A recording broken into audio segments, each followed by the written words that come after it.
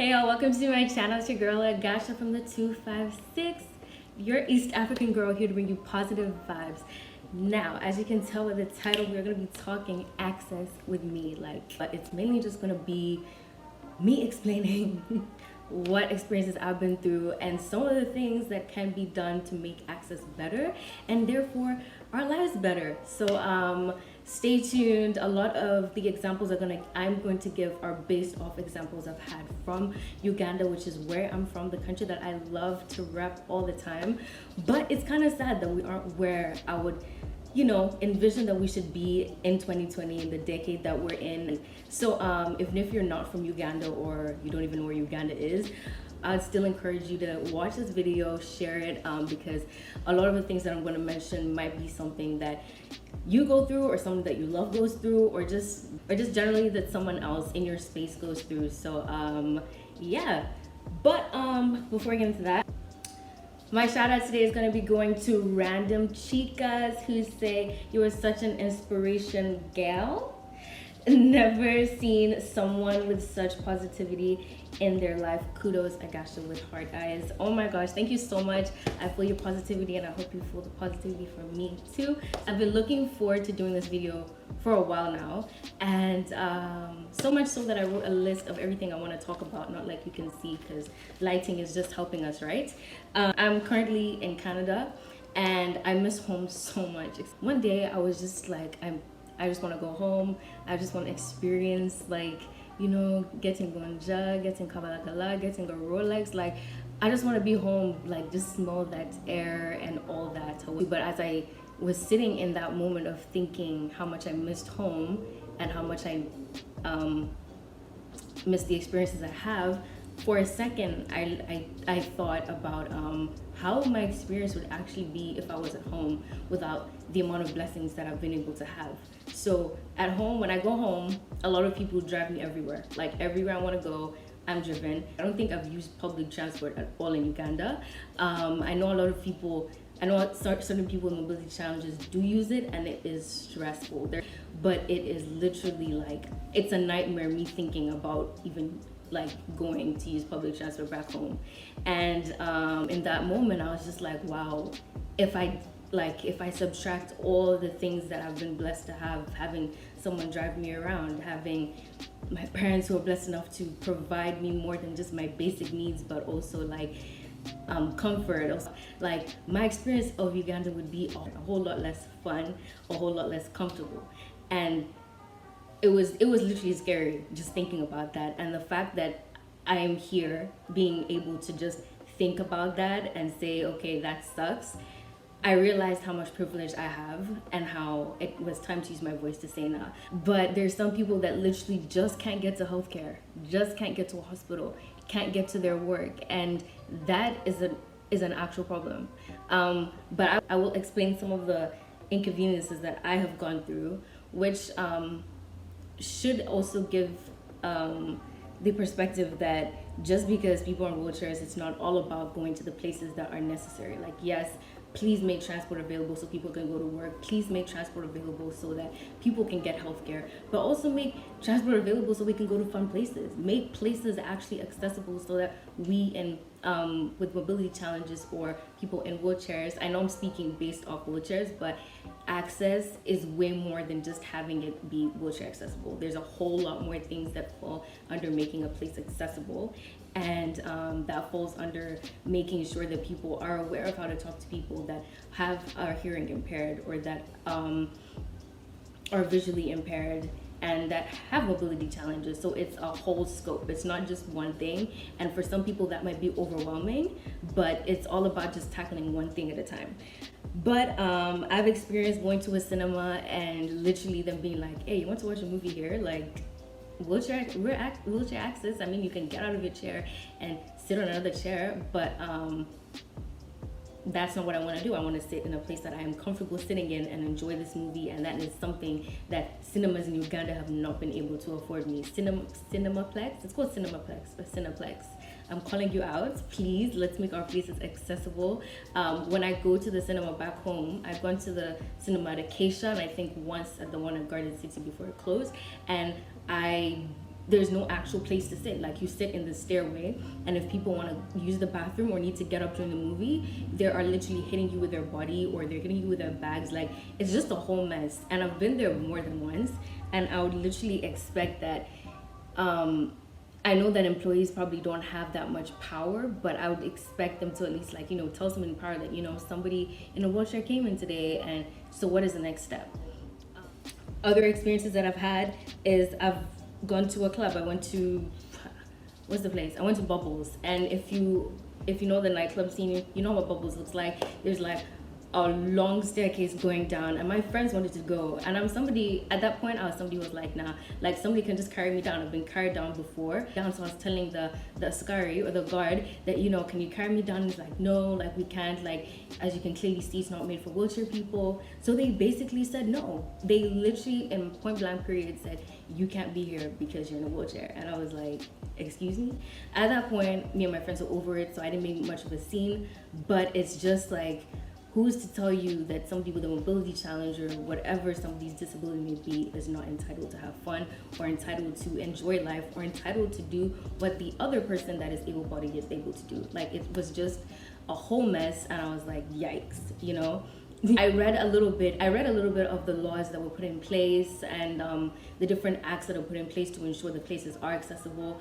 A lot of it, a lot of it just sounded very wordy in terms of like, yeah, we're here to provide, everybody should have the best, should be treated equally regardless of race, gender, disability, and inclusive of other things, and like, employment should be equal, all this should be equal.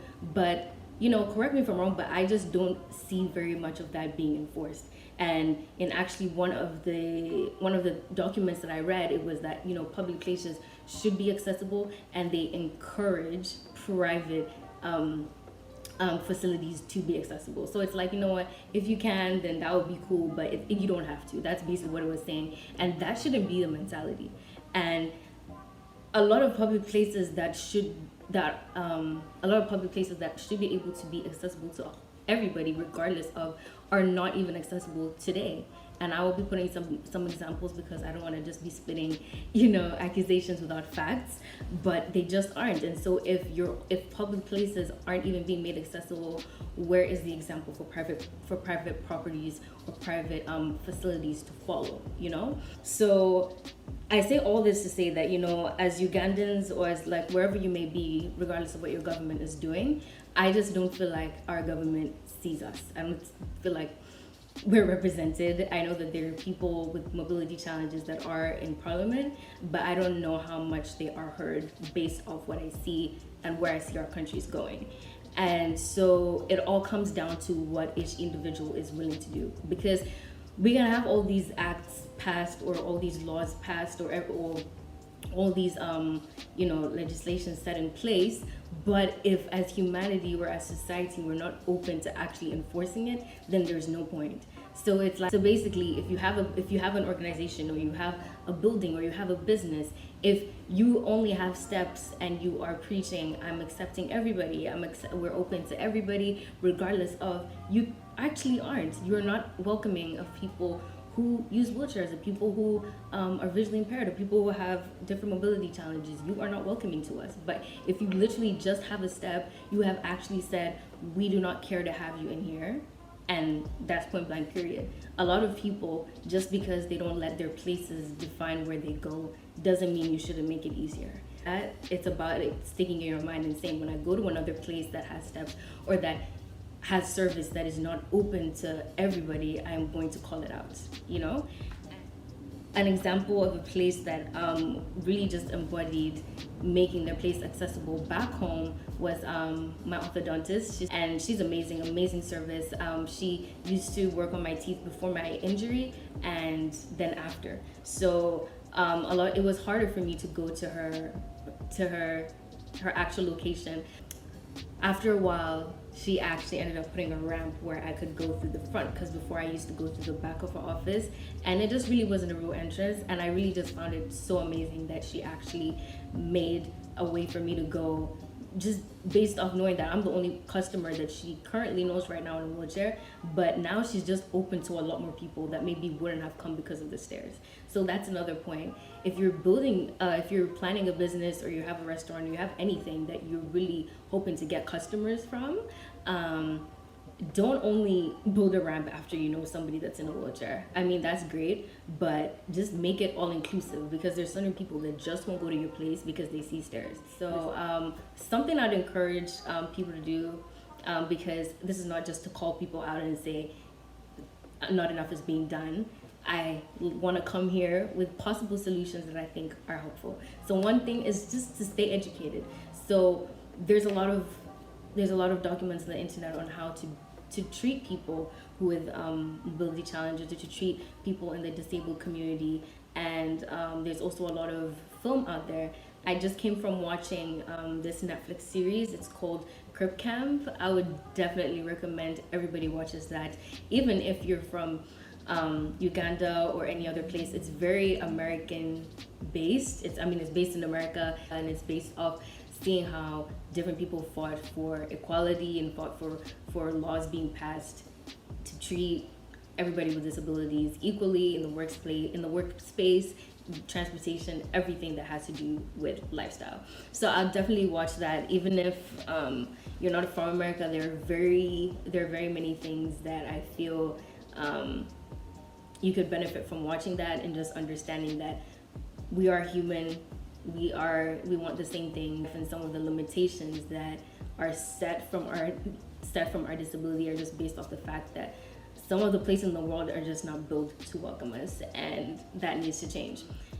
Definitely encourage reading up. There are very many YouTube videos you can watch of many different people's experiences, see their lifestyle, see that they're normal. They love going to concerts, they love eating out, they love doing all these things just as you do, regardless of having infrastructure changed. But in the near future, it might be hard, it's a little bit hard for me to see, but I still want that to be a thing. Even like sidewalks, like just making sidewalks, and a lot of the things that we ask of as people with disabilities is able to be beneficial to other people. A lot of people think that once they make their business accessible, they're going to build an elevator that only wheelchair people use, or only people with mobility challenges use. Once you build a ramp, only wheelchair people are going to use that. So it's like, is that really a good investment to make? When I came to university, I'm in a hospitality program, and I have to serve. So I had to be in and out of the kitchen that they have, and so they didn't have their door. They didn't have a push button for their door, and a push button is basically something you push so the door opens. And they didn't have that. So because I'm a student, and because that fell under correct environment for me to be able to thrive, they added a push button. And after that, a lot of chefs found it really helpful. They were like, man, sometimes I just click the thing when my hands are full, and I can click and I can enter. So it's like, in a way, I'm not the only person that uses it. So a lot of the things that we ask for doesn't need to be seen as a burden, doesn't need to be seen as yikes, like now my location is going to look ugly because I have to add a ramp. There are a lot of beautiful places that are accessible, and I'm going to be adding some pictures. I would also encourage, as a way to move forward, also just amplifying voices of people with disabilities, like hearing their story and sharing it. Whether that's on Instagram, whether that's in person, whether that's on Facebook, whether that's on YouTube. That is one way to really just, put it out in the world and make it more seen. So that's something else that could be done. I will be linking down descriptions below for different YouTube channels that I would suggest. But also a way to move forward is just mentality, because I feel like that is all of where it starts, regardless of. So you have a business, you're going to be interacting with different people, whether it's 1 or 1,000. I would definitely encourage including training on how to handle people with different disabilities into your training package. I feel like it is really important, because the mindset is what matters. I go certain places and people will not talk to me back home in Uganda, will not talk to me as an adult. They'll talk to me through my dad, they'll talk to me through my mom, because they don't think that I am sane enough to be able to know what I want for myself. And it's crazy, you know? It's like, yeah, I use a wheelchair, my legs currently don't work, but my mind works fine. You know, that is something that I feel is such a misconception back home. A lot of people back home consider being people that are disabled as cursed. A lot of kids are sadly thrown away or not treated the way they should be treated because their families believe that they have been cursed. Most men, when they see that you've given birth to such a kid, most of them run away to look for better places, and they leave mothers to suffer alone. And so when I say that I'm blessed and I say that I thank God for the family that I'm placed in, I do not take it lightly, because my parents have done nothing but love me even more after this. I'm linking a lot down below, and I really hope you take advantage of these resources, because I didn't just want this video to be this is what I've experienced, how sad. I think it's this is what I've experienced, this is what I've seen other people experience, and I want improvement, and they want improvement like today, you know. So and I think that that's only going to be achieved if it's done together, if it's done collectively. I would just like to say, like, Uganda, I know we have a long way to go. We have a long way to go. It can be overwhelming, and this is actually why I initially took a break from my Make UG Accessible, because I just felt like, like it's just so much. It's so much that, like, I can put out my voice and I'll get all these amazing, like, you know, motivation, all this amazing feedback, but it's like I actually want to see change. And so I got overwhelmed, and this is one thing, is that as you move forward and as we move forward into this fight to make Uganda accessible again, I may not even see I may not see the ending of this. I may not see the finish line, but that doesn't need to be the point. The point is that we carry this on, and then our next generation will carry this on. So always remember is that you put in what you can, and you keep going. So I'm also speaking up to my architects and my, you know, constructors, like, please keep that in mind. Have an open mind. Like, there are a lot of new buildings that I've seen in Uganda that are just a continuation of not being open to everybody being invited, and it's just sad, you know. It's like, it's okay if it's like an old historic building, but it's not. Like, we have new buildings being put up, and it's the same thing. And don't just rush to put in an elevator in your building, because elevators do break down, and after they break down, what is the other option? I feel like it's also important to have multiple ways that people can enter your building and not just resort to an elevator real quick, because they break down and there needs to be another option. And just to speak to the importance of amplifying people with disabilities' voices, you guys love borders a lot. Borders, for people who don't know, motorcycles, and there are a lot of accidents that take place and that sadly leave people injured. With whatever the level of their injury might be, it just makes life harder. And I don't want to be a Debbie Downer. I don't want to speak from a negative aspect, but it shouldn't take me saying that care about us, care about how people get around, because at the end of the day, one day it could be you or it could be someone you love. I hate that it needs to come to that, but like, it's the reality. Like, you obviously don't know a situation until you know, but that is why there are a lot of people that are here and that are happy to help and give experience, such as me. And I'm going to be talking to a lot of other people, and I will link their descriptions below, so you can contact them, people that are actually in Uganda, that you can actually contact and say, come and see my business. Can you tell me if it's accessible? Can you tell me if there's anything else that I need to change? So it's all about just starting. Nothing is perfect when you start, but one of the beautiful things that I love to see is when there's an effort made. And on one of the quotes from Crip Camp that I loved so much, I'm not quoting it verbatim, but if you don't demand what you believe in for yourself, you won't get it. So point blank period, if I don't believe that I deserve to go on a bus back home, in restaurants and all that, then they're just not going to give it to me. And so that's literally the mentality I'm following from this day forward. And I hope that other people follow and just see that they are deserving of being included. They are deserving of being welcomed in a restaurant. They are deserving of transport that is open to them and service that is open to them. You are deserving of all those things, and don't let the world tell you otherwise, you know? So like, I feel so liberated here. When I'm here, I go where I want to go. I get on the bus, I get off the bus. There are accessible cabs, there are accessible ferries. Like, yeah, there's not perfection in any of those areas, but just the fact that I can literally get off this island, go to the mainland, go to the airport all by myself, like, y'all don't even know. Like, the way independence just hits different. Like, it makes you glow, it makes you shine, it makes you just feel beautiful.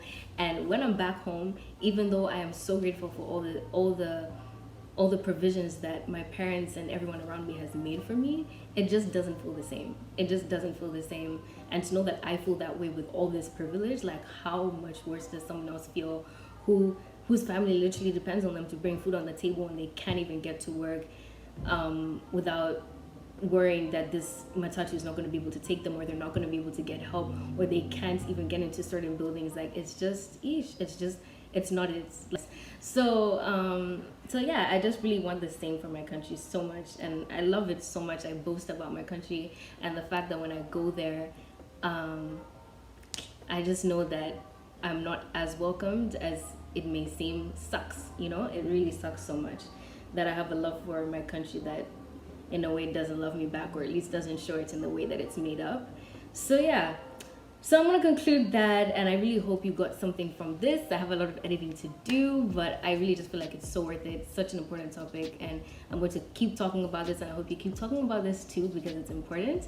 And yeah, so you know how I like to end it. You're fearfully and wonderfully made. I don't let anyone or anything tell you otherwise, and that is on that. And I'll see you in the next video, my peoples. I'm actually proud of myself for staying in this jacket the whole video because it's hot. It is hot.